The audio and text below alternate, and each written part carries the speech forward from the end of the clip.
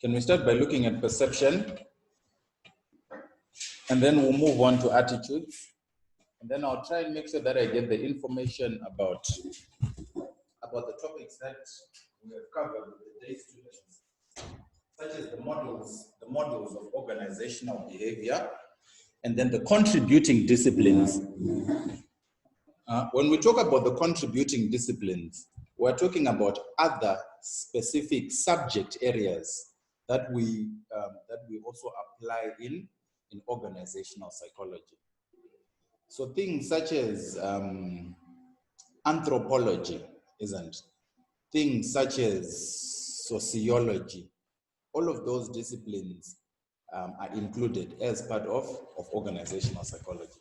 But if you remember from our definition, what is organizational psychology about? It has to do with trying to understand the behavior of individuals within the workplace environment, isn't it? Once you learn how to understand someone's behavior, then you are in a better position to put that person where they'll be mostly efficient. So it's about efficiency and it's about effectiveness. Yeah? We also need to understand organizational psychology because it helps us to better manage individuals, isn't it? So one of the theories that we are going to look at is attribution. No. We talked about attribution theory, guys. Brownwin was here. If Brownwin was here, I'm sure she was going to be able to help me. Where we said attribution theory is basically a three-step process. Né? First, you observe what is going on, and then you try and determine what is the cause of this type of behavior. We're talking about behavior, isn't it? So if an employee comes in late, you first have to observe. Né? And then after that, you have to identify whether that behavior is something that happens consistently, or it's something that is unique, or it is something that is the result of consensus. Remember, consensus just means a general agreement. And then from there, you can conclude the way this individual is behaving is within his own control, or it's because of external factors that are beyond that individual's control. Attribution theory is just for you to know when a person behaves in a particular way, what is the cause? Is it internal? Is it personal factors? Were you just too lazy to wake up early? Or is it external factors? Maybe there was too much traffic. It's very simple to understand, and I'm sure you agree after we look at that theory. So today we want to discuss a bit about perception, person perception, shortcuts in judging others, attitudes, and then the sources of attitudes. You also need to be able to understand applications of personality within the organization. You understand different personality traits, isn't it? You are an employee. If I can learn your personality traits, then I should be able to apply that knowledge in a certain way in the organization. Would it be correct for me to say some people are naturally short-tempered? Is it possible? Some people are naturally, would it be correct for me to say some people naturally take longer to grasp a concept or to learn something new? Not to say someone is dumb, but someone just takes, we talk about learning curves, isn't it? The time that it takes for you to master a particular task. Some people learn fast, some people learn slow. You identify all of those things by analyzing attitudes and personality traits. Okay, so did we define perception the last time?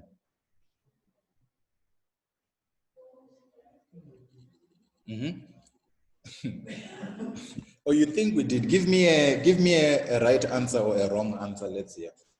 It's not judging others according to how You see the situation. Okay, okay, that's partially correct. But it's not necessarily judging others, is it?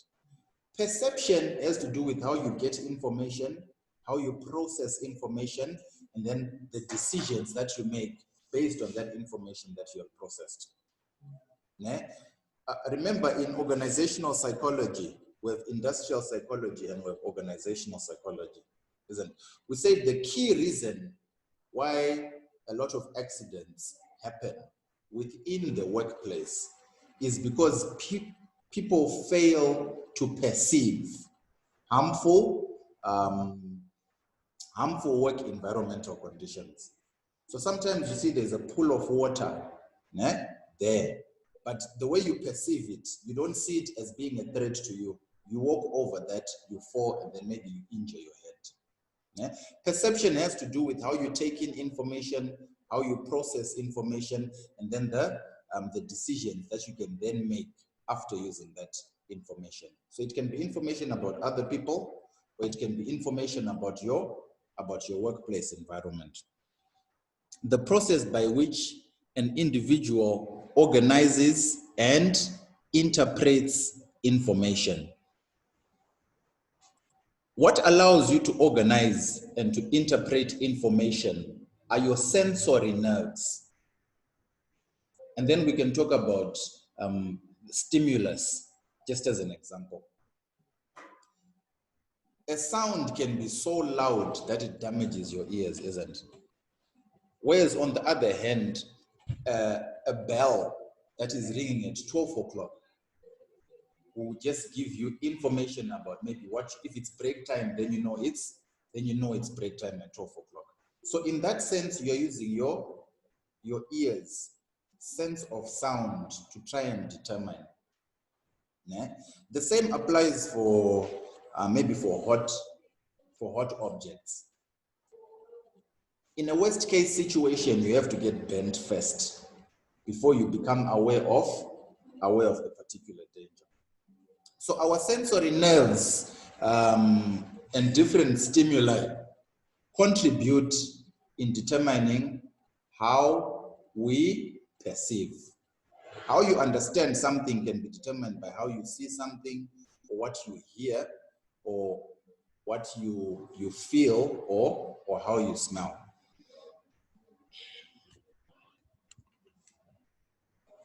And then there's this very interesting statement. It says, people's behavior is based on their perception of reality, not on reality itself. The way you behave regarding that pool of water, that puddle of water, it's based on your personal perception, isn't it? But not on the actual reality. So the actual reality could be you will definitely fall down, but because of how you have perceived it, it's not too wet. Even if I walk in that pool of water, nothing bad will happen to me. In so doing, you have failed to perceive a hazard. So this statement, I need you to understand it. When we say your behavior is based on your perception of what reality is to you. In most cases, you find that the way you behave is determined by how you as an individual see the world. And in most cases, in psychology, your personal reality is not the actual reality that is on the ground.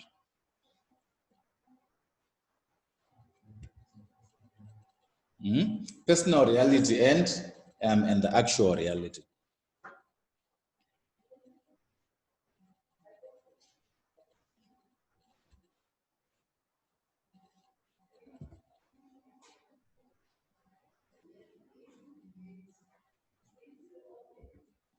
Okay, I'll move on to attribution theory.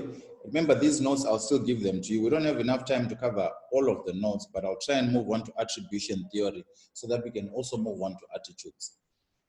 Like I mentioned before, attribution theory, we use it when we want to know if your behavior is internally caused or if it's externally caused. The way you are behaving, is it because of factors within your control, or it is because of factors that are external, out of your control? So by applying attribution theory, this allows you to determine whether behavior is internally or externally caused. The three main steps in attribution theory .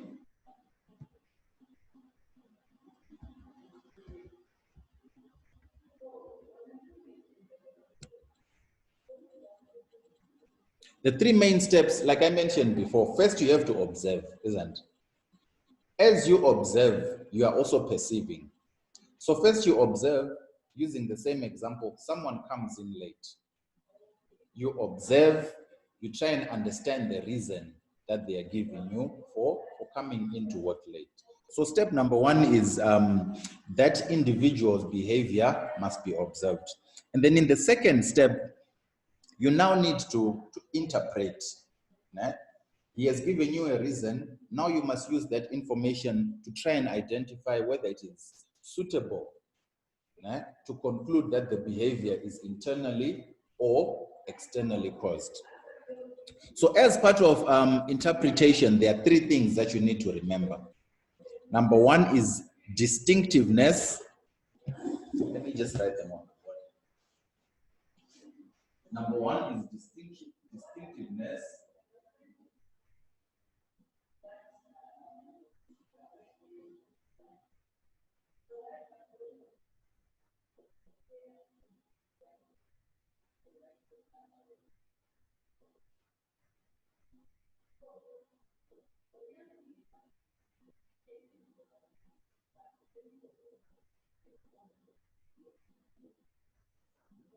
So we're saying number one is distinctiveness.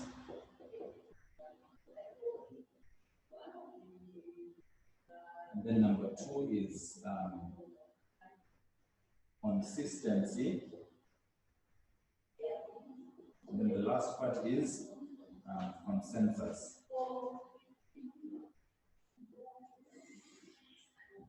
So as part of the interpretation process, you need to understand these three things.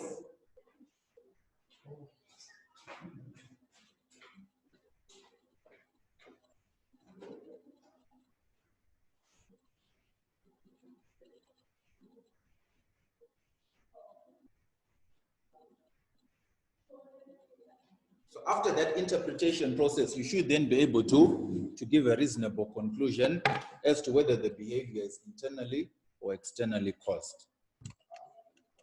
Yes, after interpretation, the last step is to then to attribute.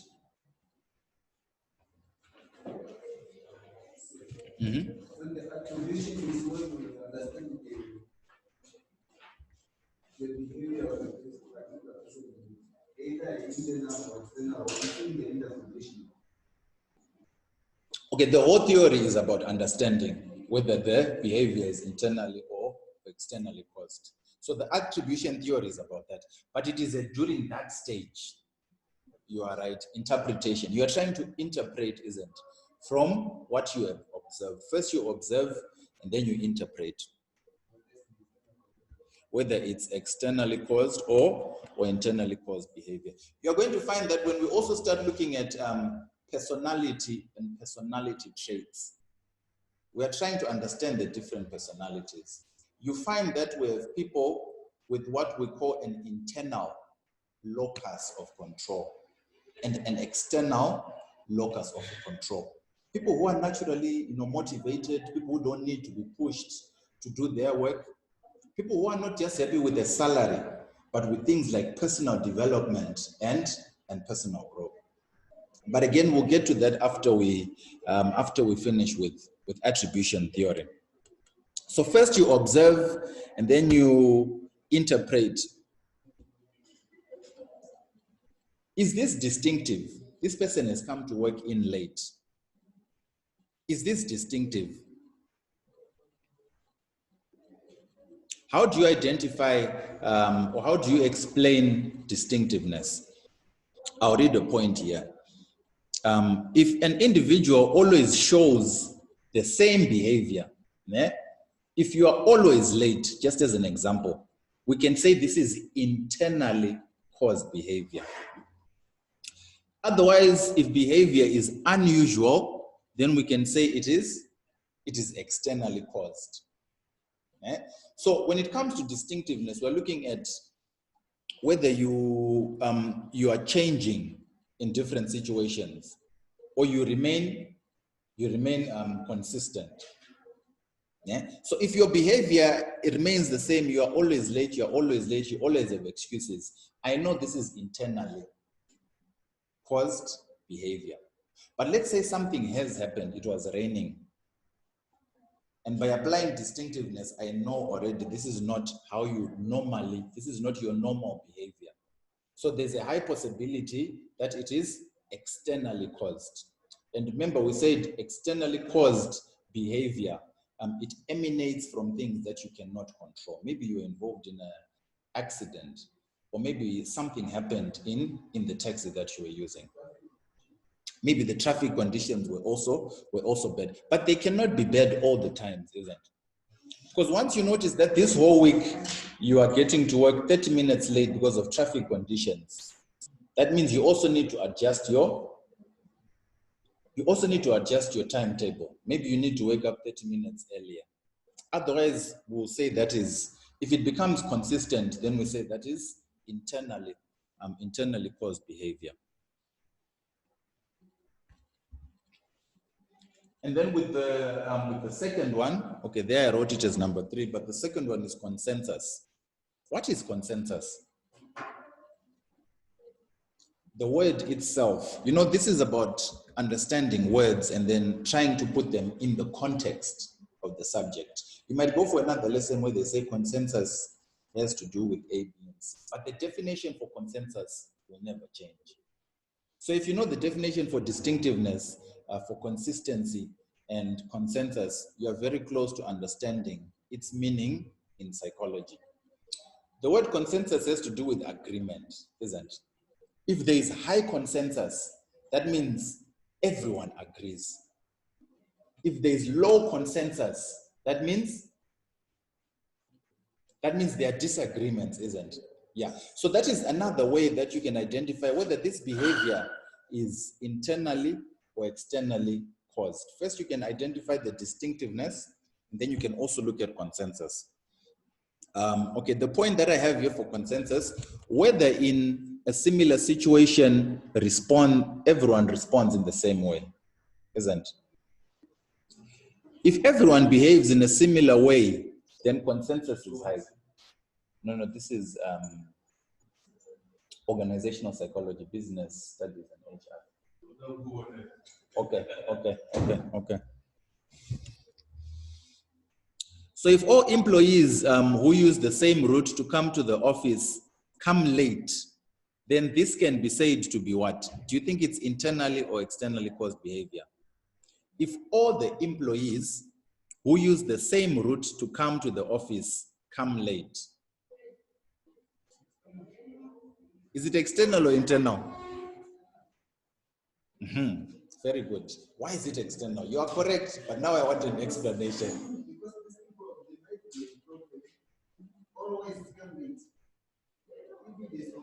No, because remember, once you say always, you're taking us back to distinctiveness. Now we're trying to look at it from another point of view. It is externally caused behavior. Look at it like this. If I have class today and not even one student shows up, there's a high probability that there was an agreement. There was consensus, isn't it? There was high consensus amongst the students. Plus the decision now, you see, because there's high consensus, the decision is not coming from inside, isn't it? It's coming from what everyone is saying. Yeah. So that's one way of, I don't want you to think in the terms of consistency or distinctiveness, where you are supposed to be trying to interpret by applying consensus. Consensus just has to do with, was there an agreement with all of these people? for them to behave in a certain way. So if you decide to strike for, a salary increment, there's a high probability that it's externally caused behavior, not internally caused behavior. On your own, do you think you'd start today and say, I want to strike, and you go with your placards and whatnot and start striking?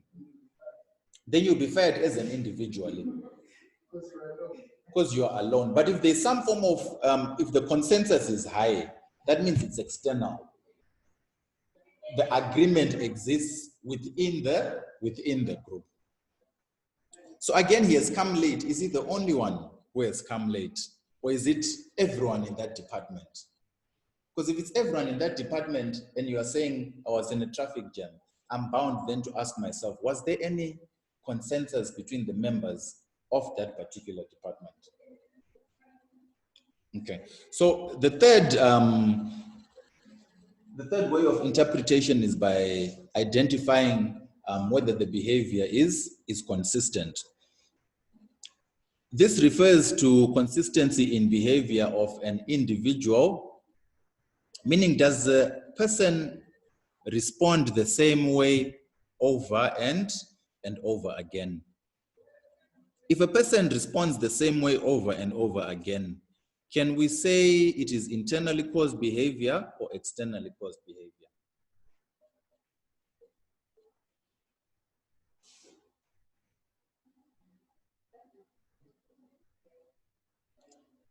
If a person responds the same way over and over again, can we say this is internally caused behavior or externally caused behavior?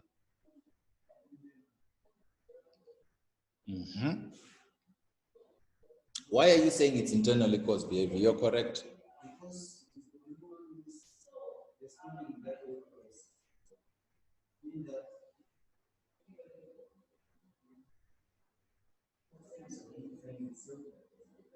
when we talk about consistency, isn't? Because the person is always is the only one in the group who's always doing that. That is a leader now. This behavior just doesn't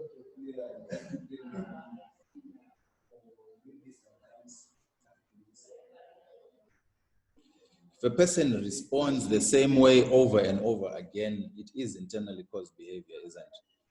But if the way a person responds again differs, there's no consistency. So we can say that is externally caused behavior. So if you come late to work and then I warn you or I give you advice, instead of doing this, why don't you try and wake up 30 minutes earlier? And then the following day, again, you are late because you woke up late. You see, you keep responding in the same way. Then I am led to believe that is internally caused. It is internally caused behavior.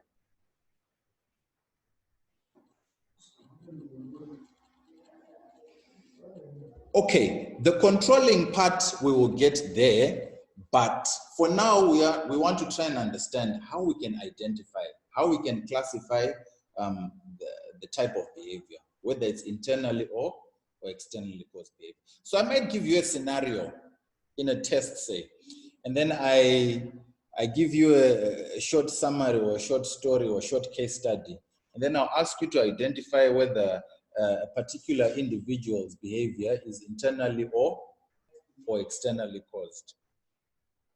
So for psychologists, for organizational psychologists, that's where we are starting. Those are some of the things that we want to learn. And then, like you said, we can then use that information. You know, every theory, I don't know if I can say every theory, but theories also have their errors. Theories can be criticized. You are second year business studies now. Next year we'll be together again for management theory. I actually teach management theory and practice, where we'll be looking at different theories that can be applied in management. For most of those theories, you see, there are also criticisms. Someone might say Maslow's hierarchy of needs is not a good theory because maybe it's saying you only achieve your needs one stage at a time. Whereas in reality, you can achieve this need and then come back to that one.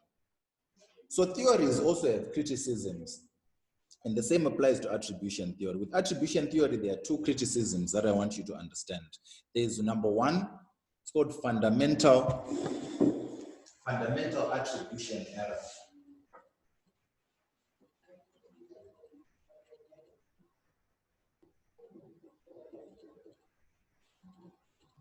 Fundamental attribution error. And then also what is known as self-serving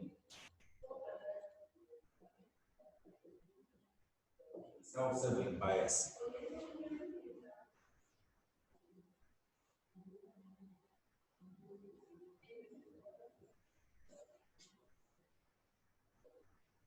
So we can consider these to be the flaws of attribution theory.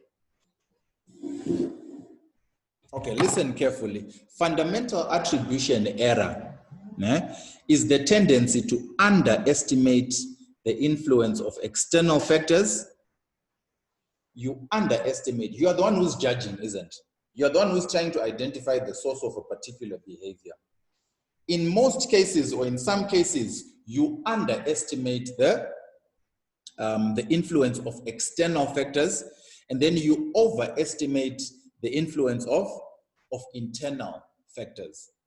It's only natural sometimes for us human beings to be subjected to this fundamental attribution error.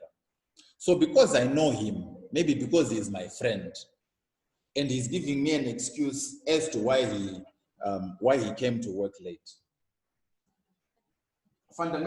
Because of fundamental attribution error, I will underestimate. But why is he talking about traffic? Today traffic wasn't so bad, but maybe the route that you used had a lot of traffic, isn't it? So it's like I'm underestimating external factors, and then I'm overestimating internal factors. No, you are the cause. You are the person to blame. It was within your control. So that is fundamental attribution error. You place blame mainly on individuals' internal factors, and then you tend not to place blame a lot on the external factors. Whether it was raining, could he not have gotten an umbrella?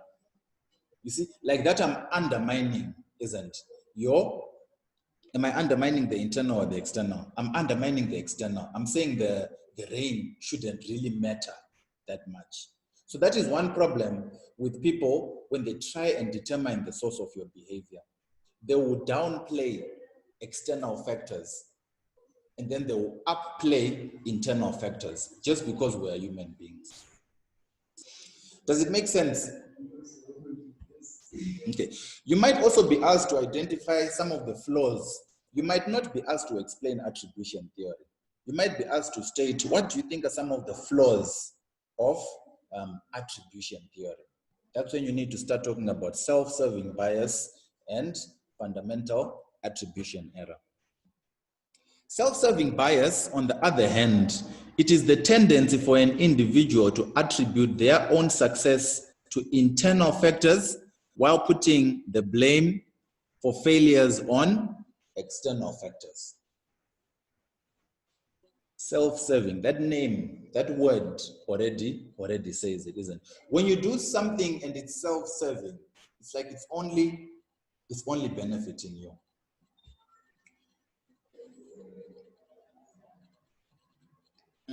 Do I have an example here? Okay.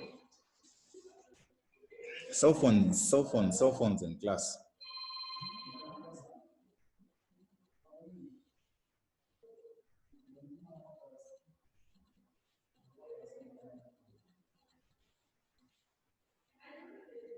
So let's say you're part of a team. You see, you're part of a team, and that team has succeeded, and then now it comes a time for you to meet up with your manager. Instead of saying the success of this project is a result of team efforts, all our efforts despite the challenges, you would then say the success of this project is because of me, isn't it? Right. That sounds like you. Right.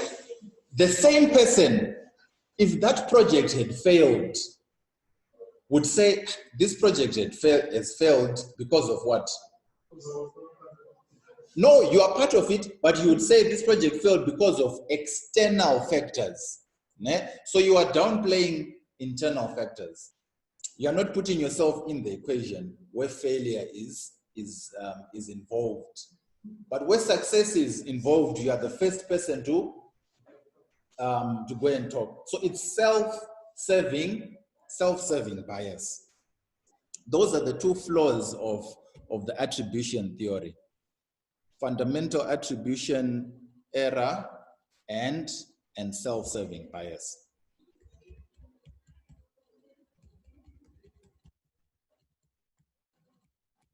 In addition to attribution theory, there are also shortcuts that people use when they are judging other people. This should have been in your assignment. Shortcuts in judging people. We have selective perception, halo effect, contrast effects, stereotyping, and interpersonal perception. Was that not part of the assignment?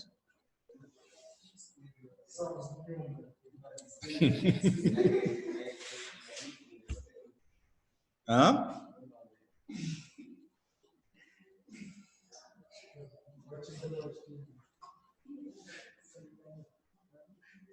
I thought that was part of the assignment, and I actually thought I'd given it out to you guys as homework for you guys to go and do.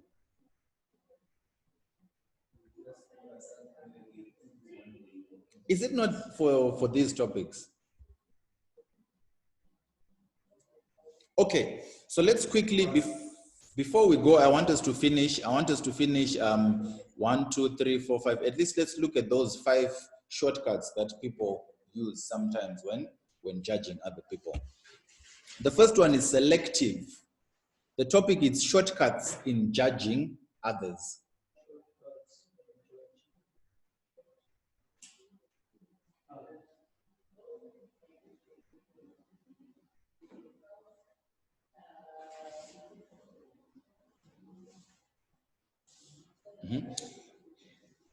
If perception is how you interpret, how you get information, and then how you use that information, isn't it? That is perception. We said how you analyze, how you get your information, and how you process it. Then with selective perception, what does it mean?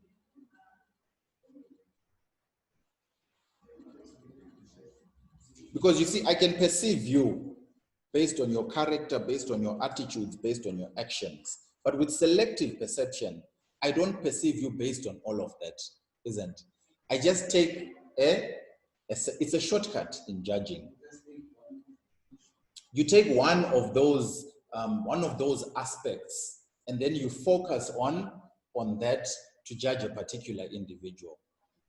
Okay, so the point reads, any characteristic that makes a person, an object, or an event stand out will increase the probability of you perceiving it. Because it is impossible for us to assimilate everything as we actually see. We can take only certain, or we can take a limited number of stimuli. Don't write. For now, you don't have to write anything.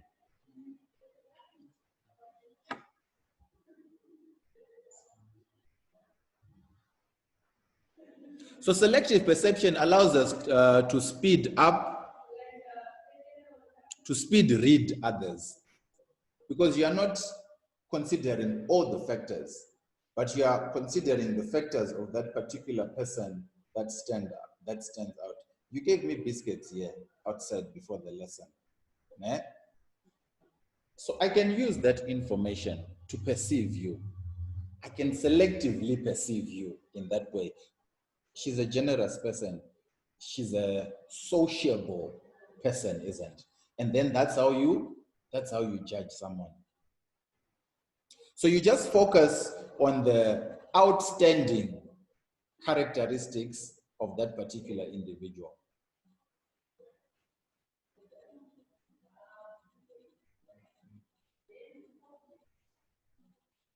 So again, remember, this can be a positive thing. This can also be a negative thing. Just because it's a shortcut, just because I've perceived selectively, that can actually result in me also making the wrong decisions.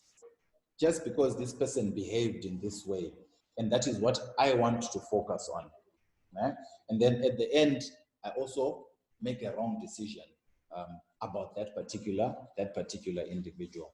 So selective perception has to do with focusing on certain characteristics that stand out more for an individual. Is it making 50% sense? Mm-hmm.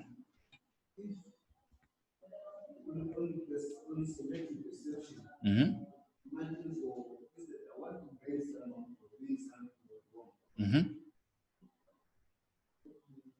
Say, for instance, was something that I was involved in.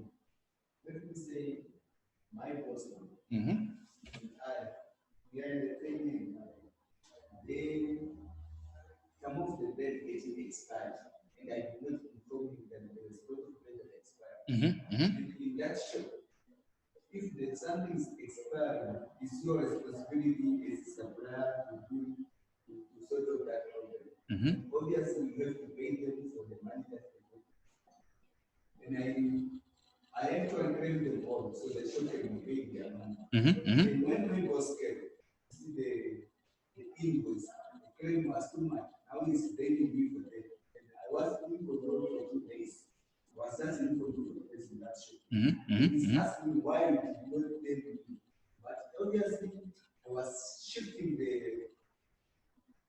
the blame. I was shifting the delivery. So that the thing cannot come and person will finish. It should be another day. But even though I was trying to do that, this is the not saying getting expired. Now it's blaming me because they are too much. Apparently, I was supposed to tell him, and actually in that show, he knows that these people they don't allow like I want to get on. So there's nothing I can do. Even if I tell him or I don't tell him. That's why I said not to tell him because the many people for that show they don't allow that one to get on. So the thing is self-esteem. Okay. So you did have the opportunity to tell them. You see? So you did have the opportunity to tell them, but there is something that caused you not to tell them. Yes. Exactly. Because someone said, this shop that they don't make a well get one. Because in the other shop, I usually make. It's like you see that these things in this place they are going to be expired tomorrow. Yes, so it's better to just give them. Today I try half of them, then I make well get one. Yes. And for that shop, I was trying to do it. That's why I was shifting the delivery, so they cannot deliver the bread while this one is still there. Yeah. Otherwise, bread is perishable. It can.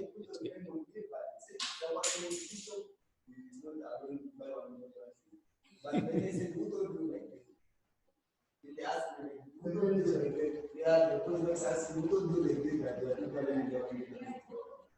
If we are having the right for them in this country, now I don't know what must we do. Okay, tell me from what you have just said, because I'm also trying to identify if it's internally caused or externally caused behavior. Who was supposed to get the blame? According to your perception. Is it you who is supposed to get the blame or it's someone else? Those buy one get one free promotional campaigns, they actually contribute, isn't to the success, like the popularity of the product and the business. Had you suggested that to them, or you assumed that since they don't do it in the past, then they won't do it? That's why you tried maybe to stop the delivery. Some of the customers are too strict. So that was one of them. They said they don't allow that one to come free because obviously they are also doing, they are also doing their own product, the same product, they are also doing their brand in the shop. Okay, okay, okay, okay. Oh yeah, yeah, yeah. Because now everyone is going to buy two of those loaves. Mm-hmm. Most of people they like them, and some people, I mean, not all Mm-hmm. just still focusing on the old one, use hard ones. Mm-hmm. So now this manager, we don't want the power to become clean, so that this day they also can stay and get time. That's the problem. That's where the problem was. When I cannot argue with the customer, the customer will get angry and start cutting the price and other stuff. Therefore, I decided to shift the order so that you will not get the new blade.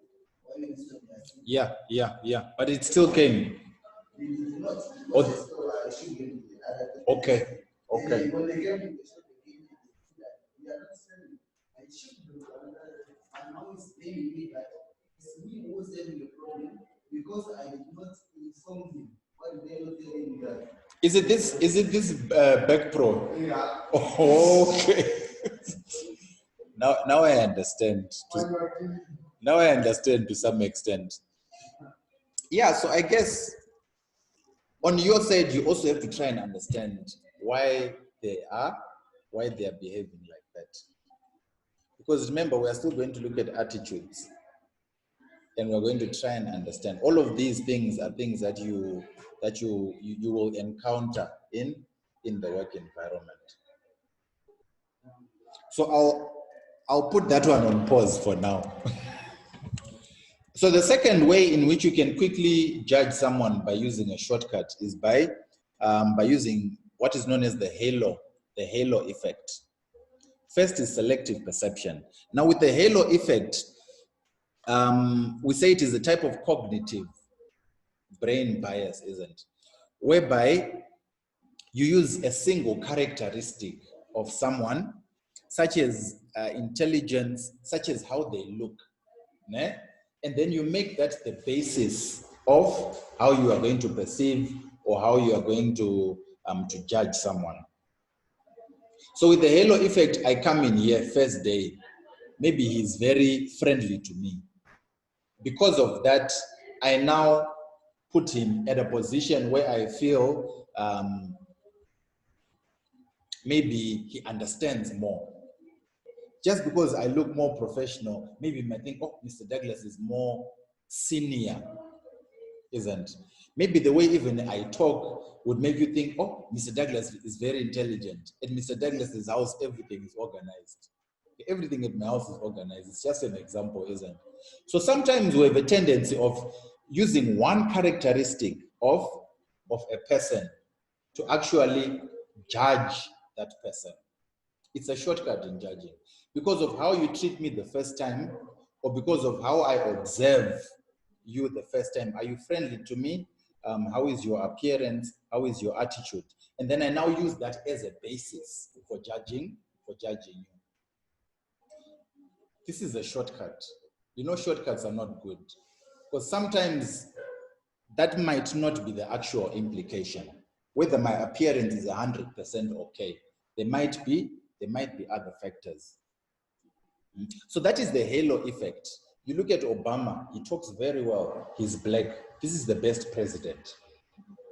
You have just used those few characteristics, association, because we're of the same, maybe skin color and so forth, to then make a judgment about something. And then later you find that Obama is also having these type of issues that you have overlooked.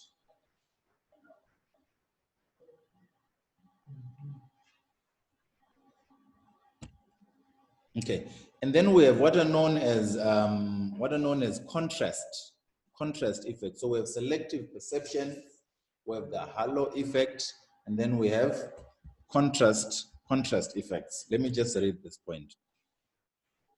Again, just like with the halo effect, contrast effects are a form of cognitive. When we say cognitive, it's bias. Your brain is biased. Your brain is supporting one side instead of looking at everything from a plain level unbiased way. So contrast effect is it's a cognitive bias that distorts our perception of something when we compare it to something else by enhancing the differences between them. English. So your perception is distorted about me, yeah?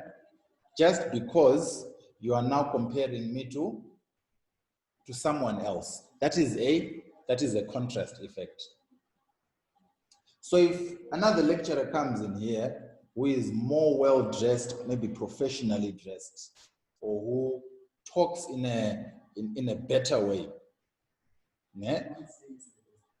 You can then judge me. This is about judging. You can then judge me the wrong way because you are comparing me to the next person.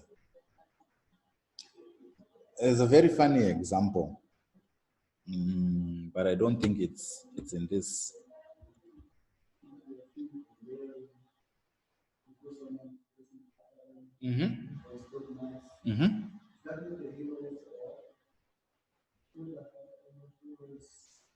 It's not a what?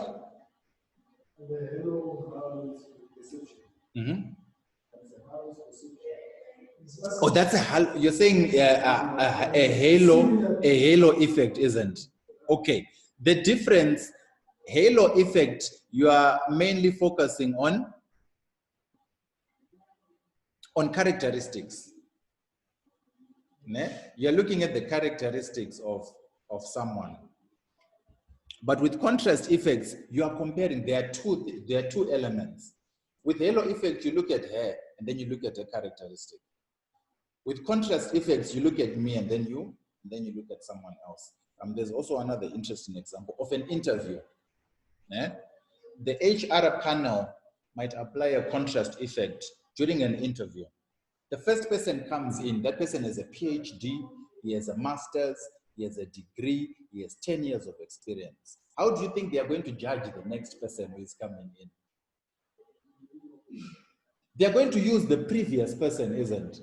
Oh, the guy who came in here was also very intelligent, and because of that, they might make a mistake in judging you. That's why we say it's cognitive bias. You are now going to be biased to what you perceive to be the better option. So those are just some of the shortcuts that people use when they judge other people. Hopefully, if you get the notes, or even in the study guide, please, people, get the study guide. Then it should make more sense. I also uploaded a video on Moodle. It's a link to a video that is on YouTube. Perception.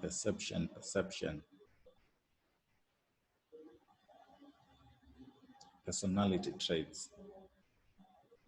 Okay, so what I would also want for you to do before we meet next week is to just go through those notes that I uploaded on Moodle, and then I'm sure by next week I'll have also added notes, since we are very much behind. I was thinking of even giving you guys a test, but I think it's more important for us to try and cover a bit more before we can proceed. Okay, any questions?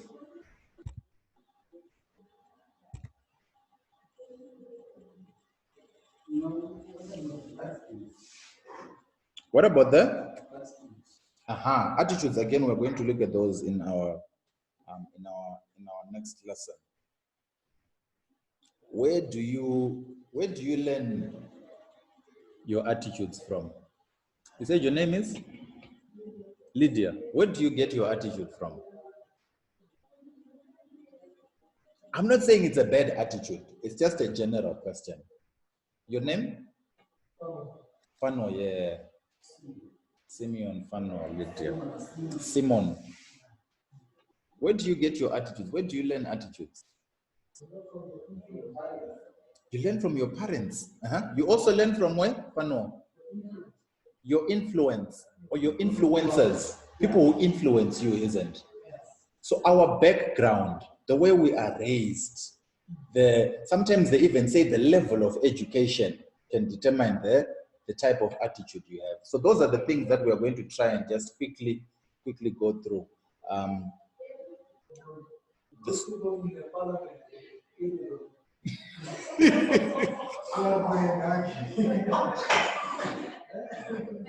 Are you saying they have bad attitudes?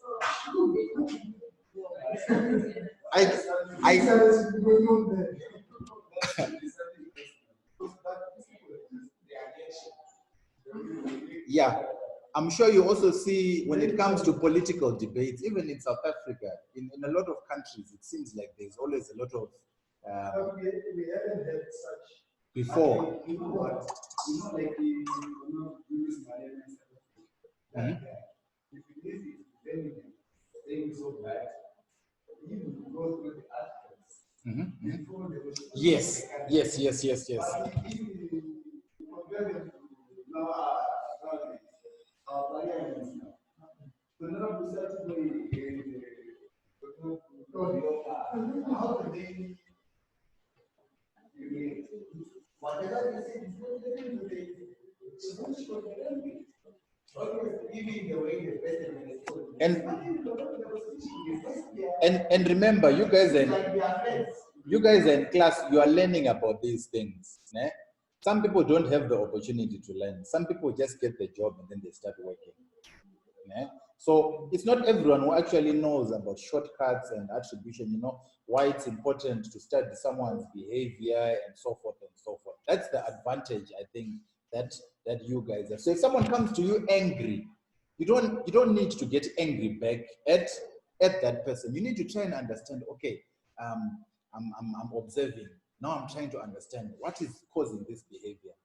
Even if it's your girlfriend, Fano, apply attribution theory. Is this internally caused? Is this coming from her, or is it externally caused behavior?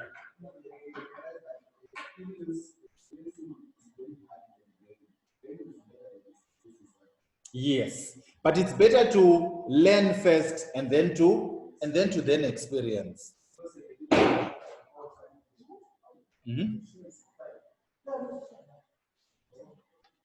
I thought it was a cold drink. Thank you guys for coming. We will continue next week while we are waiting for the other guys to show up, but we'll still continue. Psychology is one of the longest syllabuses. It's a very nice subject because it's behavior. It's about behavior. Yeah. It's very long. And there are a lot of theories that we need to cover. But is there anything difficult about attribution theory? Even you are a first year, but now you have understood attribution theory. Now at home you can even apply attribution theory.